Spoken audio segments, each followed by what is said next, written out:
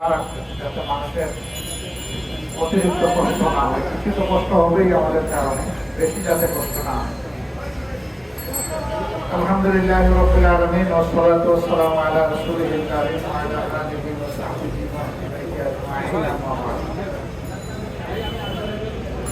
বাংলাদেশ জামাত ইসলামী চলমান গণসংযোগ পক্ষ উপলক্ষে আজকে বড়বাগের এই মহৎ আয়োজনে উপস্থিত সম্মানিত এলাকাবাসী,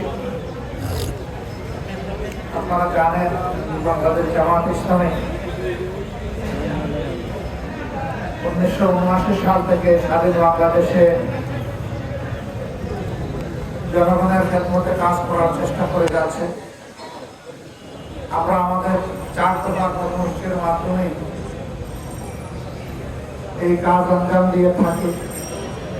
এর মধ্যে প্রথম দফাটাই হচ্ছে আল্লাহ রাব্বুল আলামিন, যিনি সমস্ত সৃষ্টিকুলের স্রষ্টা, সেই মহান রবের পক্ষ থেকে তার সৃষ্টির জন্য নিজেই সর্বোত্তম বিধান, আইন কানুন, চলার পাথেয় পথ যেটা দান করেছেন, এর দাওয়াত মানুষের কাছে তুলে ধরা। আল্লাহ তাআলা আমাদের রব, তিনি ছাড়া কারো কোনো শক্তি নেই। তিনি যাকে যতটুকু শক্তি দেন, মানুষ এবং সৃষ্টি অতটুকুই পায়, এর বাইরে নিজস্ব কারো কোনো শক্তি নাই।